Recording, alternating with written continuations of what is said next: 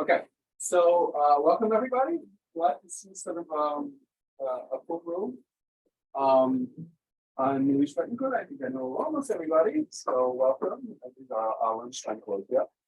And here at the Mansour Institute for Urban Innovation today, it's my great pleasure to have Shawn Rickenbacker being the speaker. He is someone I've known a little bit, actually initially through sort of our common position as directors of urban centers. So we both commiserate and celebrate our structural positions of a sort. True. But in our conversations, I think last time I saw you was at Cornell, where a new center was actually also being created. We got talking a little bit more as well in terms of what Shawn was doing, and I thought it would be great to have him also come visit and give a talk. So Shawn is the director of the J. Max Bond Center for Urban Futures. I love the title, and I think he'll tell us a little bit more about its history, right? So I'm not going to try, but it's really a center at CUNY, New York, that I appreciate the values and the spirit in which a lot of the work is being done. It's explicitly interdisciplinary. It's explicitly about, looking at cities as places where we build futures and we build them together. We have to be conscious about how we do that. They emphasize cooperation and success, both for people and communities, and environmental sustainability into the future. And I think, in fact, the School of Architecture is also a school of urban studies, right? Actually, Yes, we have which is actually something program. we should try here. I think we've been trying at the Institute, but maybe it will be in our future, maybe. So, Shawn, it's such a pleasure to have you here. I really appreciate it.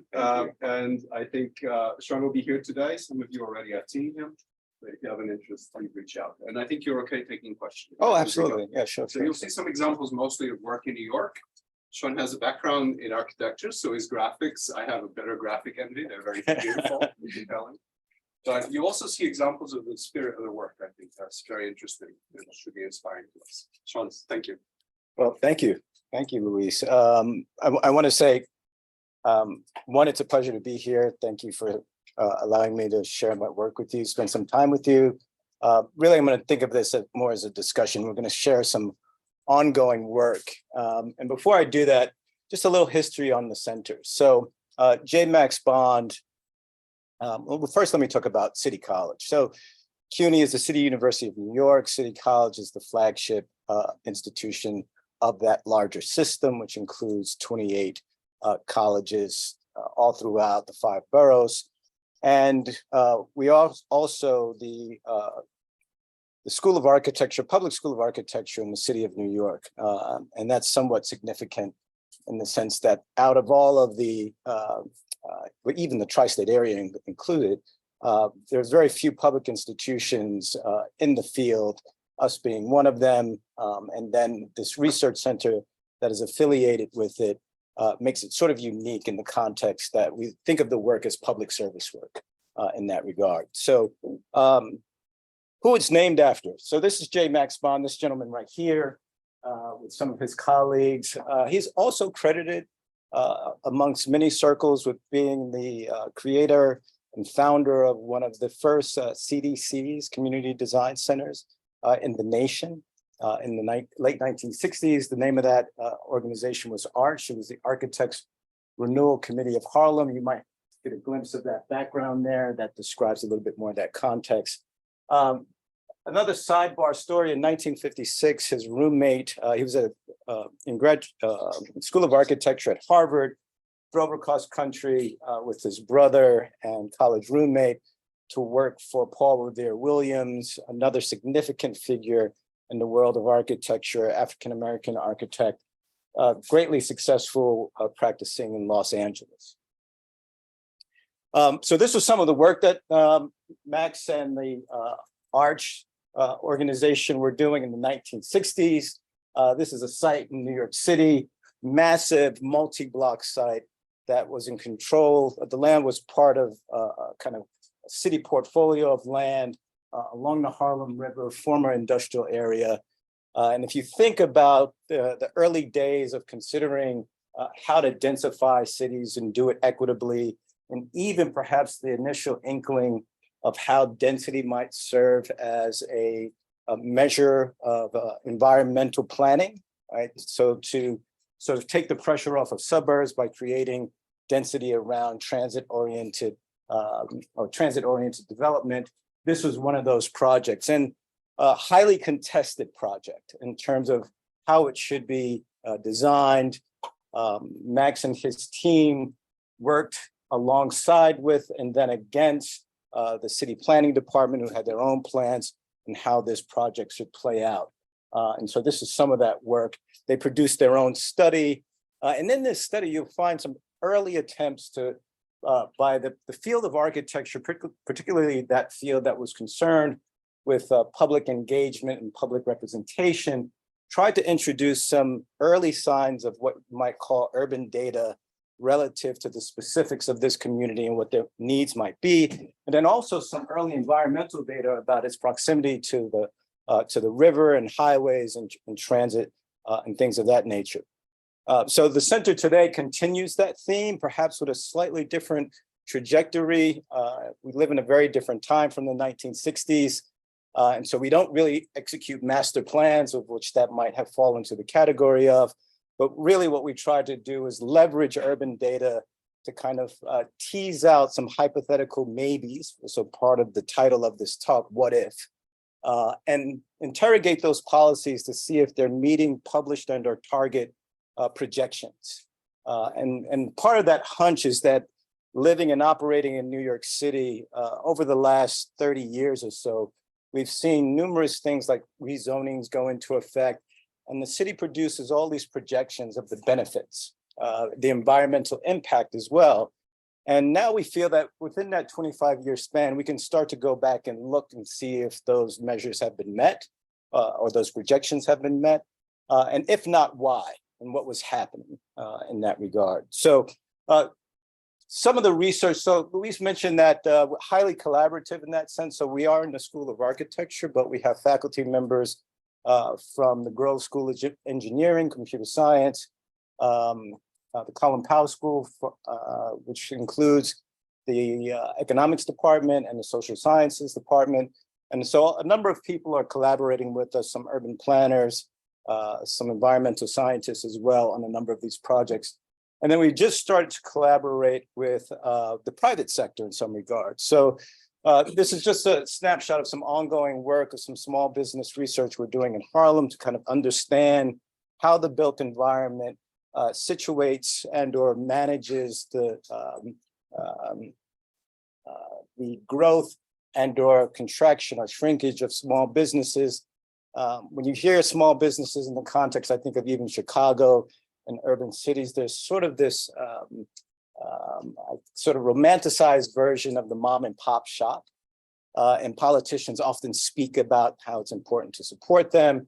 And we realized, particularly at the outset of COVID, just how susceptible they were to the sort of minor shifts within the built environment, particularly people's behavior, so human behavior, and how that impacts small businesses, and try to understand that a little bit more carefully. So, you know, just some samples of what we're sort of looking at here. We partnered with JP Morgan Institute. So if anyone, I realized for the last 4 or 5 days, I've been walking around with zero cash and somehow surviving. I think as many of us probably do.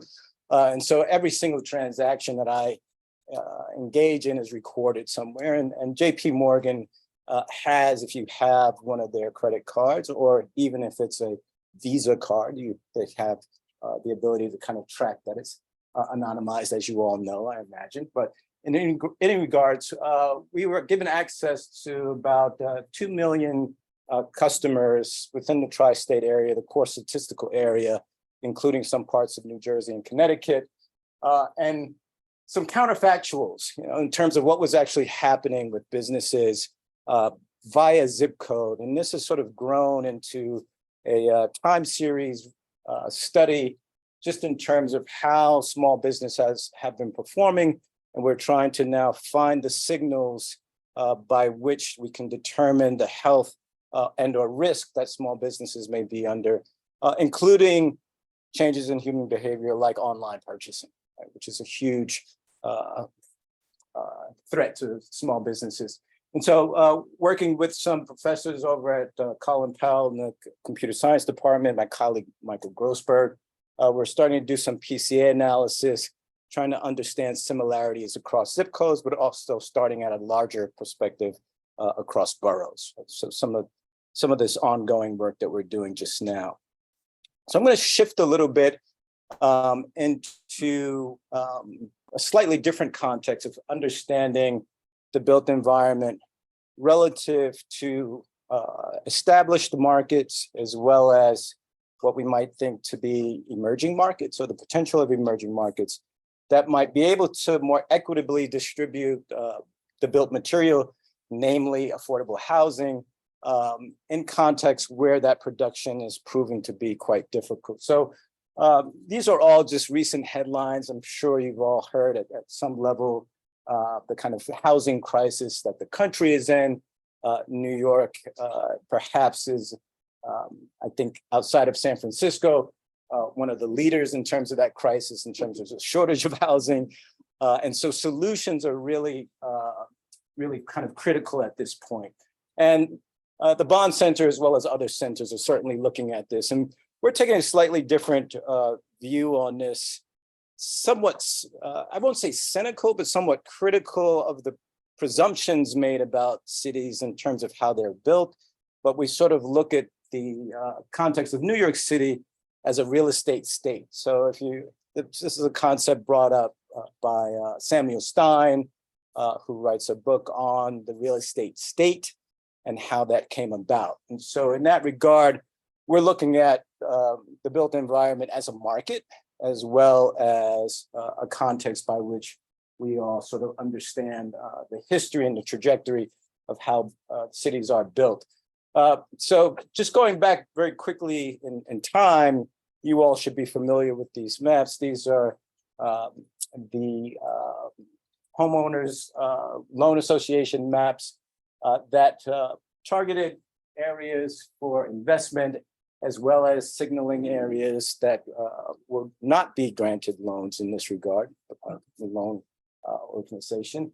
This is the larger context of the island of Manhattan. This is the northern part, which you're looking at right here.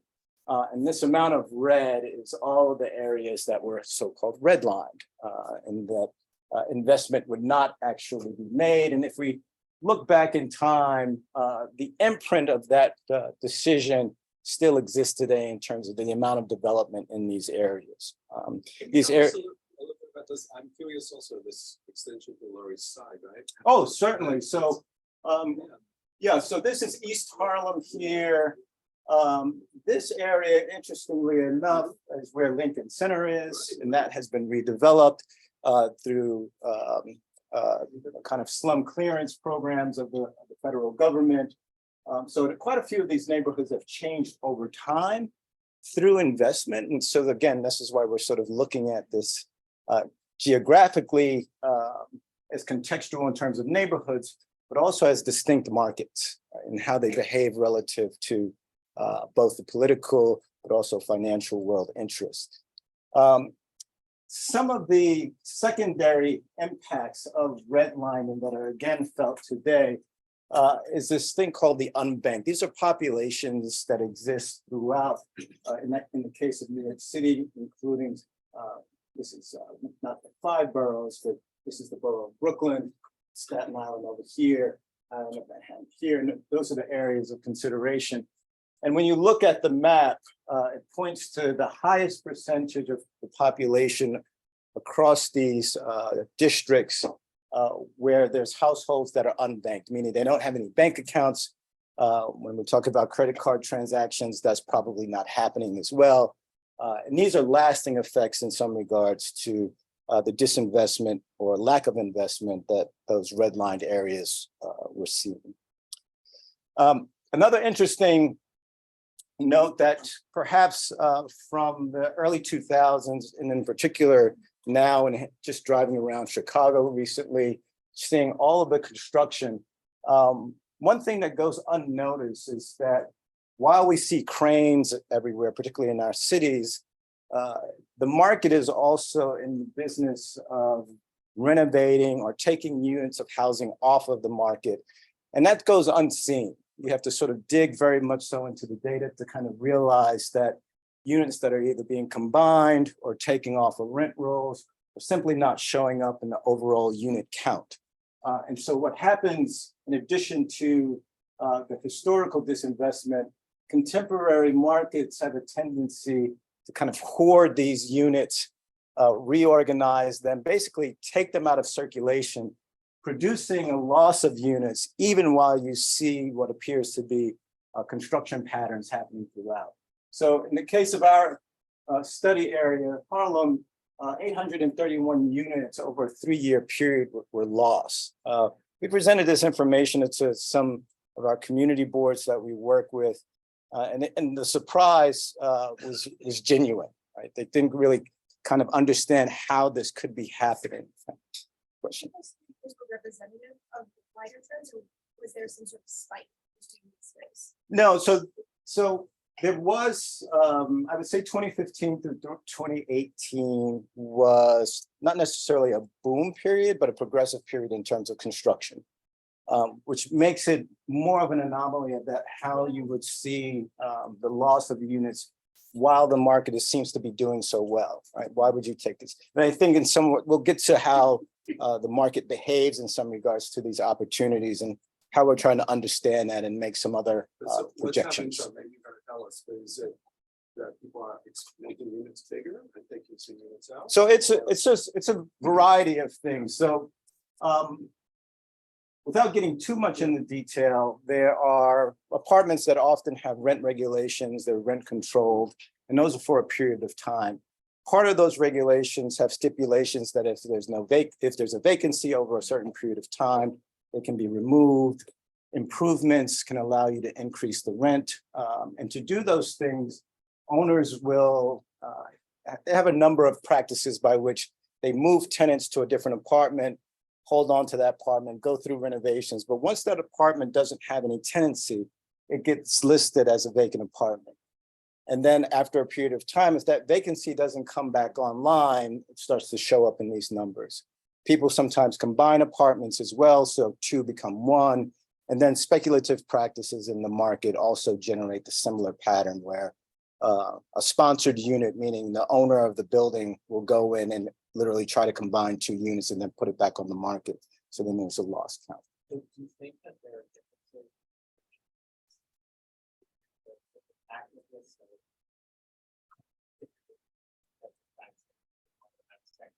more public housing numbers are really about Well, I'll make a distinction. So most of this is non-public housing data. Right? So this is going to be privately owned data.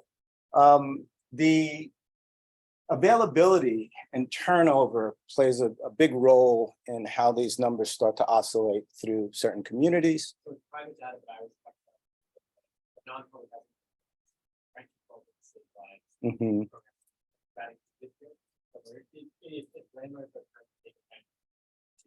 Sure. Right. Yeah, I can't speak to that because some of this data comes from Street Easy. So I would have to go back and kind of see exactly how they are parsing this and what's included and what's not. But this is the kind of general takeaway that was published in that.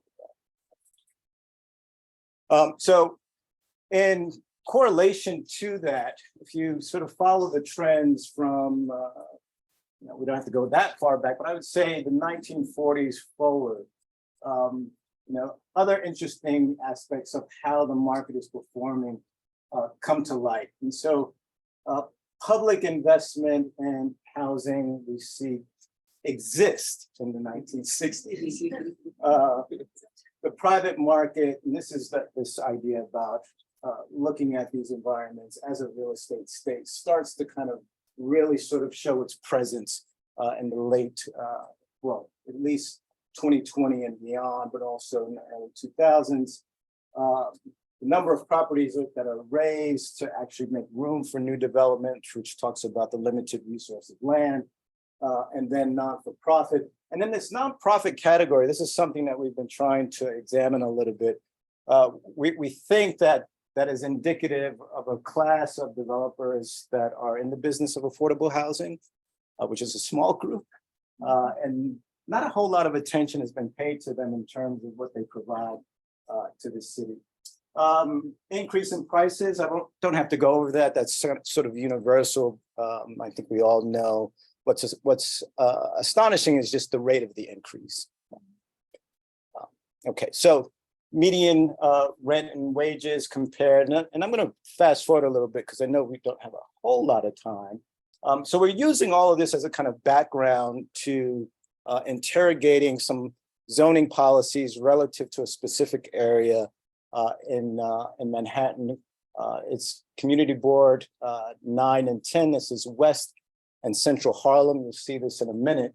And when we're looking at policies, there's some obvious discrepancies. I mean, everyone says that, well, you just need to look to kind of understand this, but we're talking about volume and density discrepancies. So this is a kind of typical street. This is along 135th Street. This is 60th Street in Manhattan. And the discrepancy is certainly sort of built into the logic of policy in terms of zoning, how much you can build, where, and how, and be within the regulations that produce allowable buildings. But this height factor has a pretty strong economic component that goes along with it. And I'm going to show that in a second, but similarly, this zoning, as we sort of look at it, and this is kind of stuff both from GIS, rent property values, along with area and median income, allowable and unbuilt floor area. That's a big part of what we're looking at. And then this manufactured scarcity, there's actual scarcity because of the geographic limitations of the island, but also zoning starts to produce a kind of limited scarcity by which developers in particular can sort of work with. And what that does is put pressure on other communities, but also produces a level of innovation that we're sort of really interested in following. So here are some of those zoning and regulatory benchmarks by year in terms of when they're happening and what their goals were.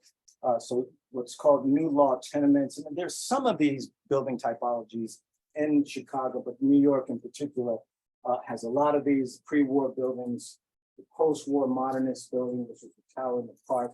And there's this other thing that I think you all know, the super tall, and in some respects it is what's next, but then the question is what comes after that. And I, in the field of architecture, have often said that the super tall is not the invention of architects, but it's a financial industry innovation, sort of extracting the information and sort of outlining what's available in the remaining sites that are sort of postage size stamp sites, and how do you extract value out of this site?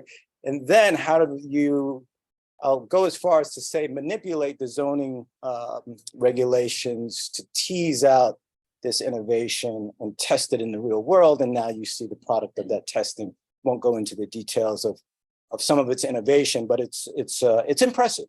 So it's those impressive. maps are maps of where these typologies are or when they were built? So yes, this maps out the majority of where these typologies are within the city.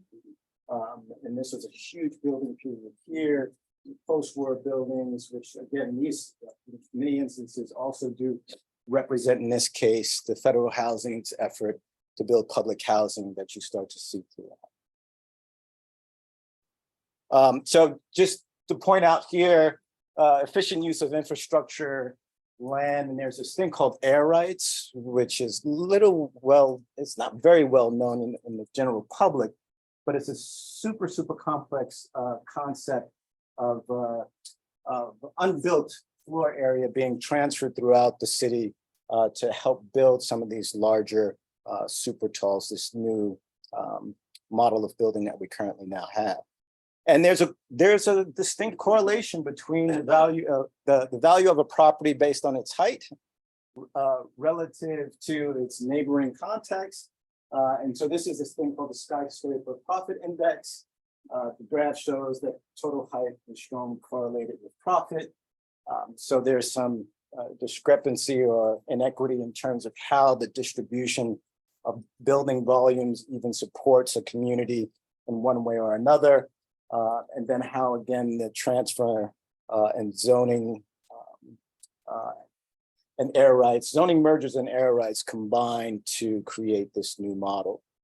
So our research area for this work is pretty much central Harlem, which has fairly low density, extremely high pressure on current residents in terms of rent burdens, lack of production in terms of supply for housing, as well as specifically affordable housing.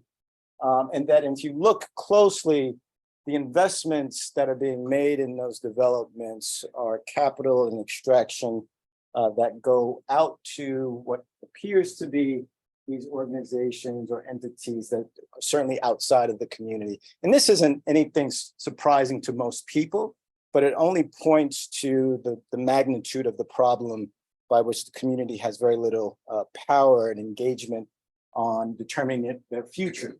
Can I ask you something? That last slide. Sure. Where did you get the data from? Because that would require knowing ownership of property, which is hard to track.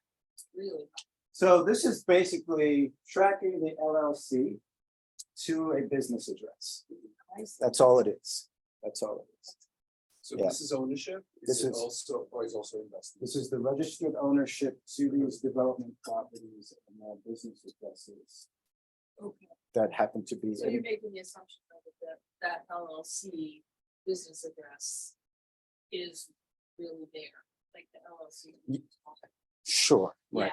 Yeah. And as we know, LLC is also representative of partnerships. So it doesn't tell you the story of the entire partnership, which is probably, again, fragmented and distributed even further than what this map shows.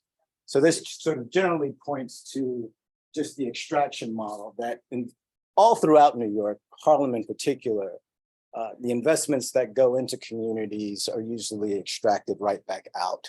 And so you're not seeing a kind of internal growth in a broad spectrum, but rather a kind of real estate state or very capital-driven capitalist market by which you invest well beyond your borders and move that money back out to the. It's an amazing graph. And it's just, to make the point. So I appreciate the question just in terms of the accuracy of some of the information, but that point there is well taken. So pointing to rent burdens when there's a lack of product that puts more pressure on existing residents as the city has become more desirable and people are moving back and forth now, meaning coming back into the city, particularly after COVID, there was this massive resurgence by which enormous pressure was being put on what were then affordable communities. And now we're seeing that those rent pressures are starting to escalate well beyond. So these dark greens and purples certainly indicative of what's happening in terms of the affordability of some of these places. So this is the bane of my existence. I'm a person who thinks about operating at scale, and the accessory dwelling unit, if you're unfamiliar with it, was some legislature that's been floating around in states like California, certainly also in New York. It was touted as perhaps providing a solution to the housing shortage, where single family homes that are zoned for single families would be allowed to have an accessory unit on that property, assuming that there was a reasonable space and side yard, backyard, et cetera, over the garage as the case is shown. And this got a lot of traction. And when I was thinking about how this scales just in terms of what it would produce for the state of New York, and more so for the city of New York, you rule out 3 out of the 5 boroughs. Staten Island and Queens perform better. The Bronx, Manhattan, and Brooklyn don't perform very well at all because the sites are too small. But yet, the architectural community, the real estate community didn't seem to have a care in the world about this, what I thought was also quite interesting. But it raised some questions about how do you move solutions forward. So we started to investigate how do these things pencil out? The center, I'll get to your question in a second, but how does the center advocate for these new models? And one way that we thought to enter this conversation was to look at public housing. Because if you know anything about public housing, there's public housing here in Chicago. NYCHA has an event horizon that's approaching very quickly in terms of running out of cash and perhaps being taken over by the federal government because of this billion-dollar deficits in the near future. And they can't seem to kind of get a hole in that. One of the things that's been suggested and promoted in the past and more recently is that NYCHA represents the largest amount of open space of a portfolio of housing throughout the 5 boroughs. And that percentage of open space is almost 50% built, 50% unbuilt. And if you look at the zoning, those territories are unbuilt. So, we started to think about creating this secondary market by which those sites could be developed and perhaps even managed by NYCHA, and ran some pro formas looking at that. We started to take that same thinking and started looking at communities in this regard, mining the community for where development opportunities that might produce better outcomes exist. And in looking at Central Harlem, there's not many vacant lots left. So we weren't looking at vacant lots. What we were doing is looking at, as I described earlier, air rights. So this residual amount of floor area that is unbuilt, and it's fairly insignificant, significant in all honesty. 1.5 versus 7. You get a building, nice sized building out of an FAR of 7. 1.5 is an unused amount that remains, doesn't hold a lot of value for a single property. But if you start to aggregate these, you start to produce some fairly large numbers. And so we started looking at things like air rights, what would be the platform, and really started thinking about producing a new asset class, right? Something that the market might be interested in. Global investors, community investors. How might legacy Harlem residents respond to this? Right? So this is really about also imagining a different kind of land ownership model or percentages of land ownership model that we'll get to in a minute. This is a very forward-facing early concept, right? This is the kind of sketch model of how this might work. So we came up with this idea of a bit lot. If it's in the air, how do you reconceptualize this notion of ownership of air? And if you think of pixels or a bit, you subdivide some volume of air into these kind of small pieces. You try to explain to the general public what this is. It's this kind of stuff that hovers over the building like a cloud. What's the portfolio look like? Everyone's interested in the value of real estate. So you try to assign value to this air in a way that's digestible.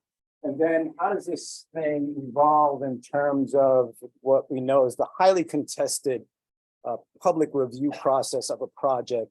How might you then introduce engagement and opportunity for voices to be heard around that? So this is certainly just early concepting stuff about getting the idea out there, working specifically with affordable housing developers, who I said earlier, as asset managers, sort of caught in this very odd place. Luxury housing does very, very well. Affordable housing, not so much so. If you track its development, most of it happens in the far outer boroughs, away from transport, away from services, all of the problems that come with those underserved communities. Just by adding new housing doesn't make those communities better. It's all of the things that support it. And so to relieve some of the pressure specific to Harlem as a desirable community located very close to downtown, we're looking at existing buildings, what percentage of their rights, the role of policy in the public realm, government, by providing bonus air rights. And if you go back for a second to my model of the pre-war and tenement law buildings, what was happening during the 40s and 50s when these were being built, and even before then, you had the same building footprint repeated 10, sometimes 12 times. That makes an entire block of housing. And it used to be one owner. Nowadays, sometimes 4 of them have one owner, another one in the middle has a separate owner. They've been subdivided in terms of ownership. But there's very little incentive to develop this. But there's a potential incentive in terms of partnerships to develop a much broader lot of what that might look like. So this is just in terms of how those finances might work. I won't spend a lot of time on that. But so we've created this sort of algorithm that scans properties for residual FAR. Some of the other criteria are those properties need to be on wide streets. I'll go into why that exists. Near transit, and also in proximity to building volumes and heights of a certain size. Right? So we don't want to dwarf additional smaller contextual buildings because we know how that works out in terms of NIMBYism. That's changing a little bit, but very slowly. So this is just a cursory preliminary map of what we were able to find. And again, public land is excluded, institutions excluded, religious institutions. These are all privately owned residential properties within West, Central, and some of East Harlem. Like is yellow more potential or is red more? So yes, so the scale basically is that the red is, if I recall, it should be on there, right? But this is the amounts of FAR distributed across a range, right? So the lighter ones, I believe, are a smaller amount. The red ones are a little bit higher.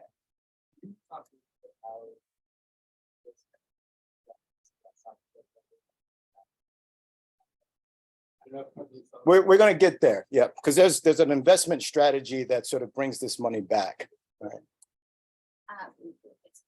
To maybe start that part of the discussion, though, again, these are all privately owned. A vast majority of what you're seeing is already rent stabilized or rent controlled affordable housing. When you see that model,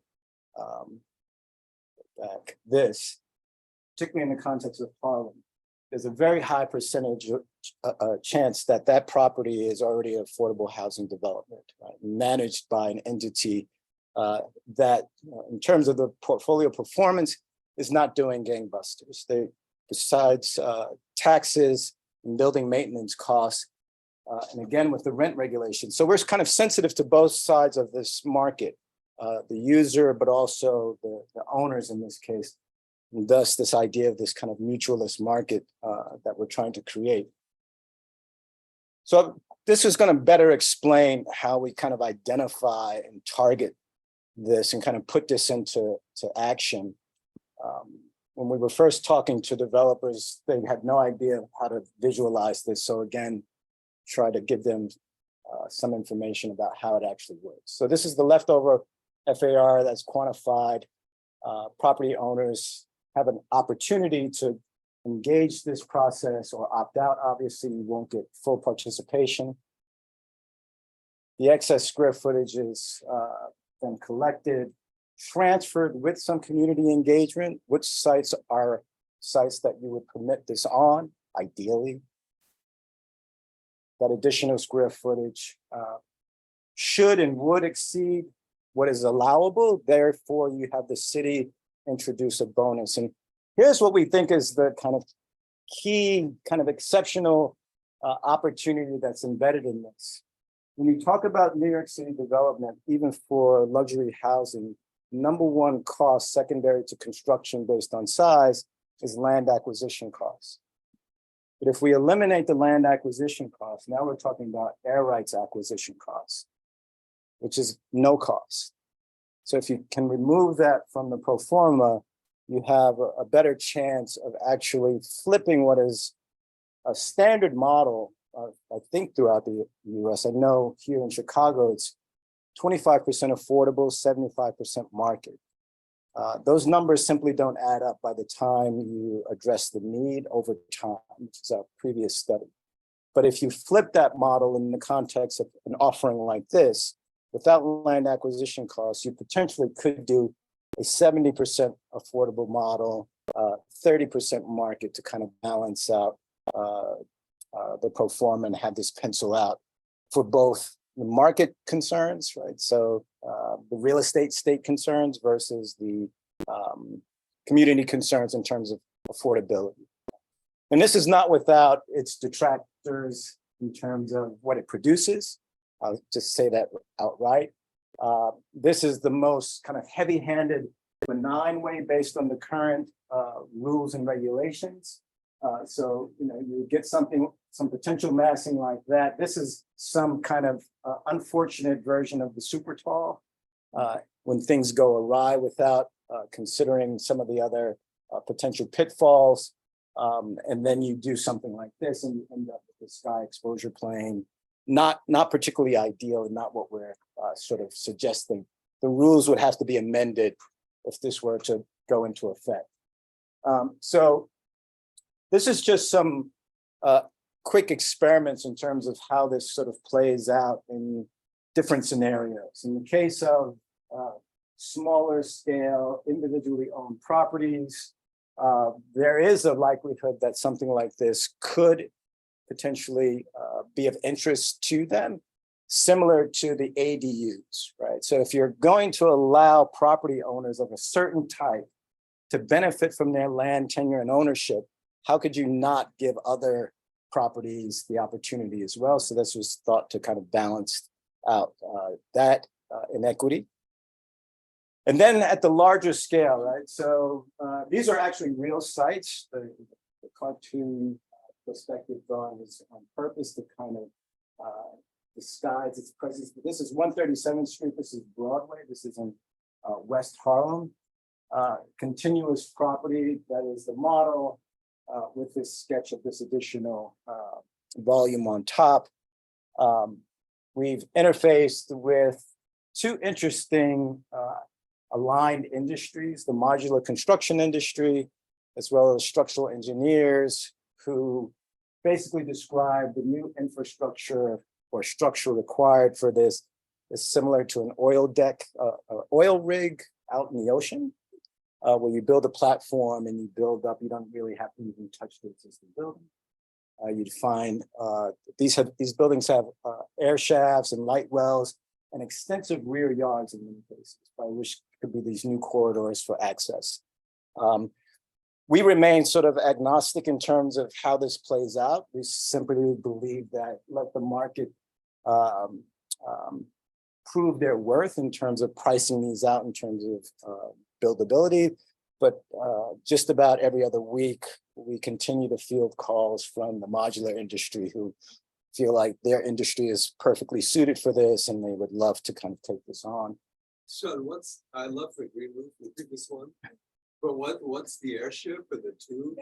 What are all that vision? I mean, So we don't do all this work single-handedly, and we're going to credit the kind of willful and playfulness. And in other words, in some regards, you can't take this too seriously because we've learned that if this is too much of a photorealistic image, the backlash is really uncontrollable. People think it's actually happening.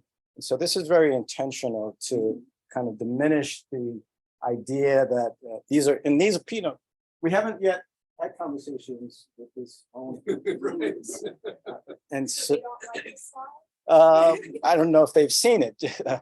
Now, on the other hand, I'll go and say that this is a property that was purchased in the early 80s by one of the nation's leading affordable housing developers.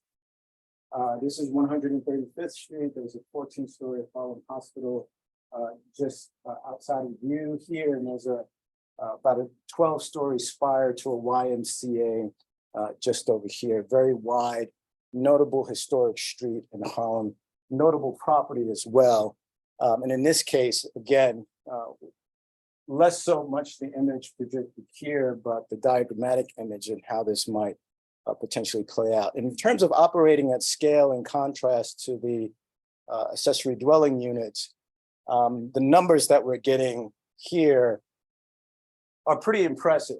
And I'll show a larger contextual drawing that points that out. The development square footage over 7 million potentially with this bonus. Number of possible units, almost 14,000. Bonus FAR per site, very modest, averaged out at 2 once we did the math. We think we can go higher, but that might upset the preservationists who might think contextually there's some problems.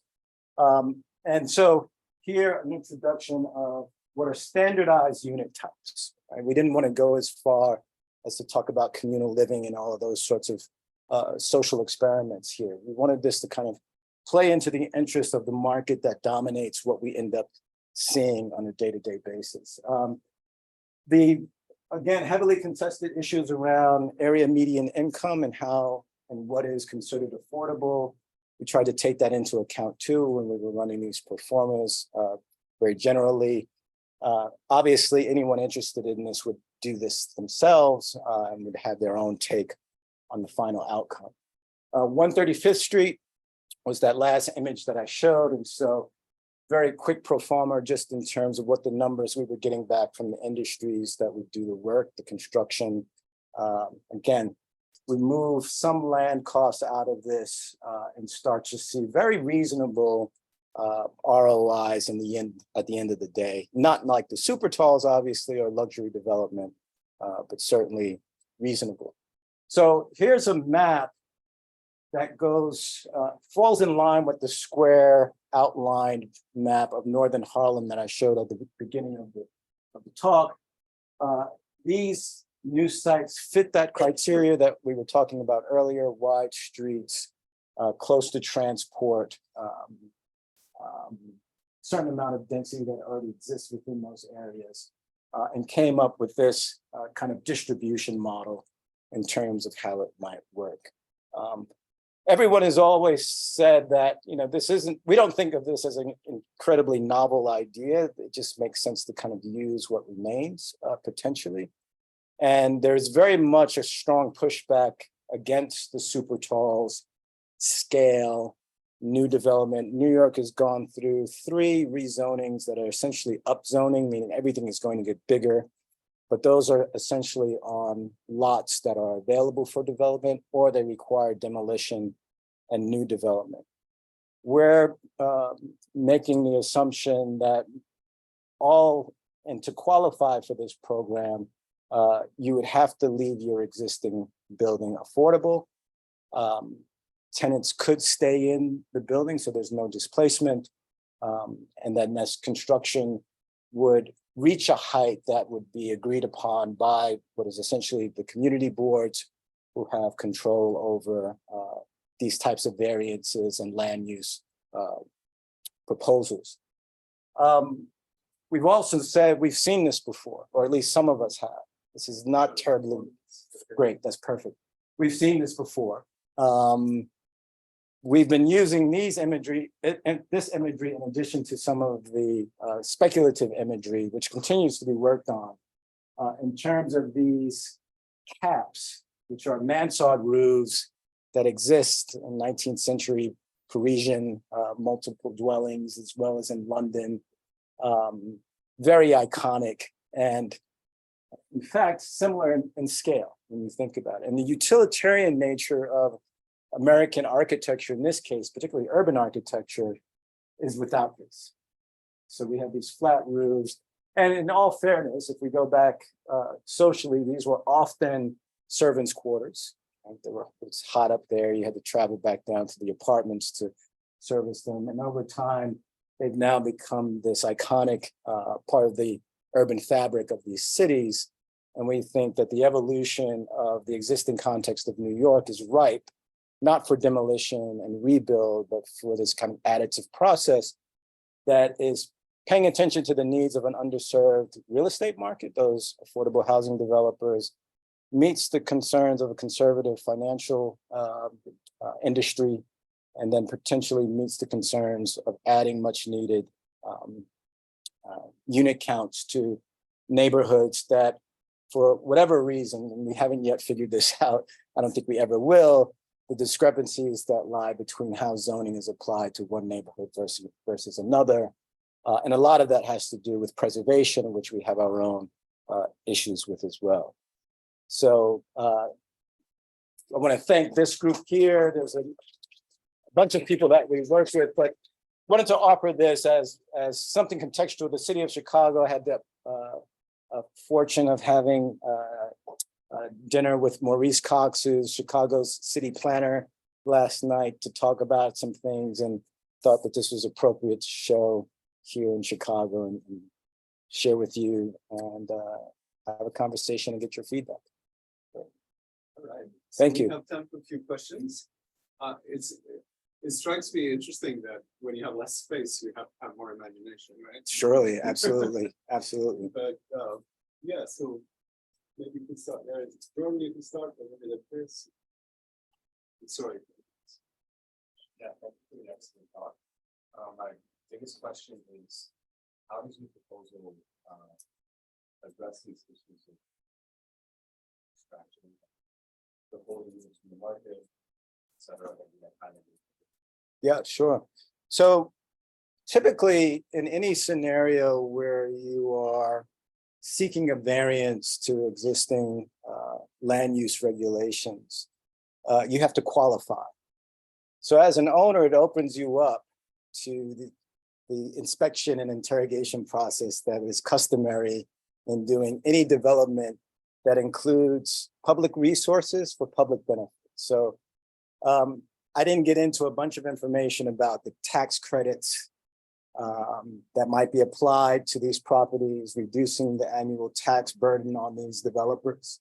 But once you do enter the program, certainly there would be a survey of your current portfolios to make sure that you are indeed in good faith servicing the market by which you would benefit from something like this, right? So in other words, again, we're trying to incentivize a market that has little incentive to take those apartments and put them back on the roll, right? We're trying to, I don't want to say coerce, but in many ways, yes, trying to set up a system by which to participate, you would have to qualify.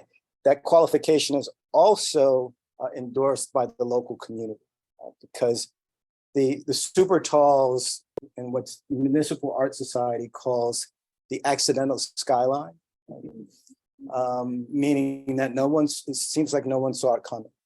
And that's unfortunate. And so the need is still there. There's not enough, the resource of physical land on the island of Manhattan is diminishing. I didn't talk about the percentage of privately owned sites in these 2 or 3 communities, which is diminishing every day. And there's no incentive for those developers who are not seeking public funds to engage with the city or the community. They can build whatever they want as of right. So this gives a secondary market an opportunity to kind of ramp up and maybe even compete with that market, or at least stabilize a market that's in much need. Very fascinating. I was just trying to understand the equitable market. So this is the conception and substitute field of otherwise, here firing on me and see one market. And also, I didn't understand, is there a lot of living credits above the roots of maybe the Harlem things and like people making that? Yeah, it is. So in reverse order, that last question, yes. This is in part also an information campaign.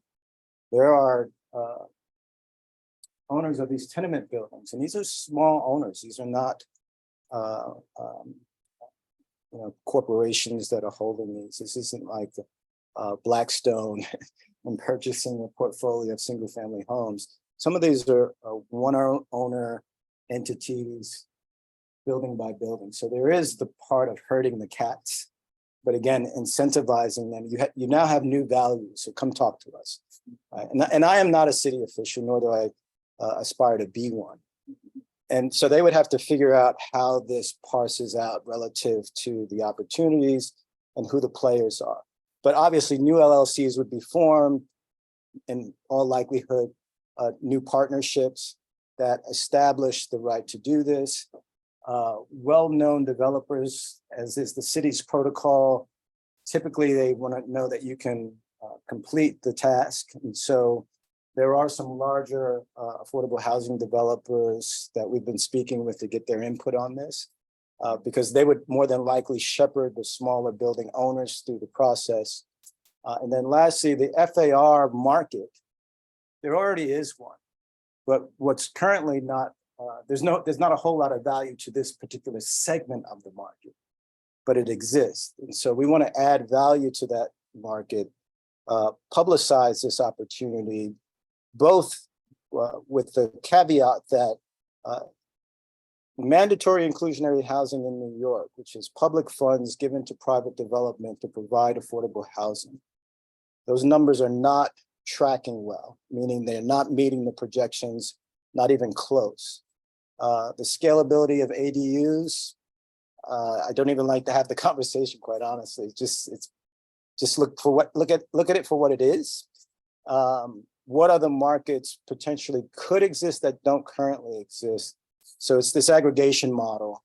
And the aggregation model is determined by geographic region. So you need to have the right building types, ownership models, ideally, but we're only looking for one case study prototype to move forward as a test case. And right now, I think the 135th Street model with that particular known developer who has a really great track record could be an interesting case study for this. And you know, our mayor is looking for not necessarily best practices, but some innovation that's worthy of testing. We think we're headed in that direction to get this into the public realm for debate before it actually takes off.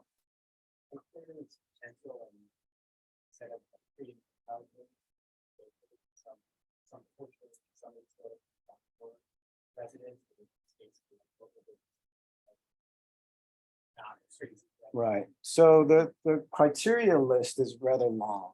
And so when you use the detail of saying that wide streets versus narrow streets, there's zoning laws that have separate rules for wide streets and narrow streets, and we're respecting those. And typically what you find on wide streets is a commercial corridor. So our small business research is kind of doing that aspect of it. And if you provide mixed income and you diversify demographics well beyond what they currently are, you kind of stimulate local economies. And so businesses come online to service larger populations. Some of that population may have more disposable income, but it also is a job creator. So it's been proven that by increasing housing density, you actually stimulate local economies. Harlem as a local economy ebbs and flows relative to the general economy way more than, let's say, the Upper West Side. Right? And so we know that now because of our other research.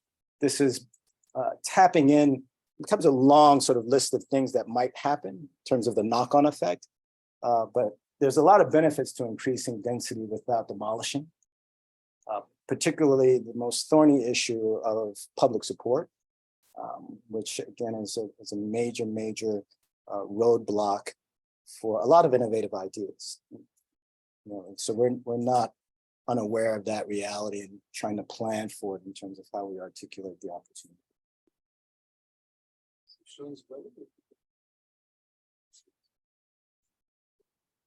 Thank you.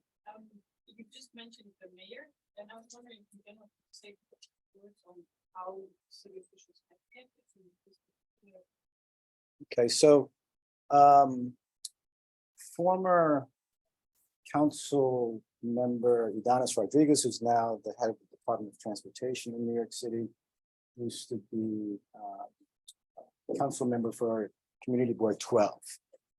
And Adriana Espaillat is a state senator for Central Harlem, District 13. Manhattan Borough President Gail Brewer was introduced to this. The state-affiliated Harlem Development Corporation has been a kind of guiding force in this. And their reaction has been pretty much what you would think from political leadership, in that this is not a super tall and might be worth introducing to the public in terms of its impact. So when rezoning happens, there's a very lengthy environmental impact study that goes into effect, and that is quite broad. Pressure on transportation, pressure on services, schools, parks, etc. When you increase population, even for a single variance, so rezoning or variance for a single property. We imagine that the same environmental impact study on this would have low impact because it's not adaptive reuse, which is pretty much the lowest, but it's not demolishing. It's not producing, what we know is a contributor to climate change is construction in terms of the built environment. So we're sort of minimizing the demo new construction. And the formula for new construction, which again, a lot of my colleagues don't like my position on this, but it's very formulaic, right? It's an extraction of the site in terms of its volume and you go as high as you can. And that's how you get value. And right now, there's no alternative to that, and that produces heavy pushback from the community. And in turn, that model still produces and is predicated on only a 30% affordable percentage. So between flipping the percentage and then flipping the tower to perhaps run longitudinally and not even perhaps in many instances see it from the street, we have a series of perspective views of the average person walking down the street with the proper setback, 3 to 4 stories. Unless you're looking up, you wouldn't even know it was there. So, the idea is to produce as much of this idea as possible and present it out into the wild for public review and debate and see what happens from there. All right. So Shawn will be here this afternoon, so we have still a bit of time if anyone's interested. He's already quite busy, but let's just thank him again. And, Yeah. wow. Thank you.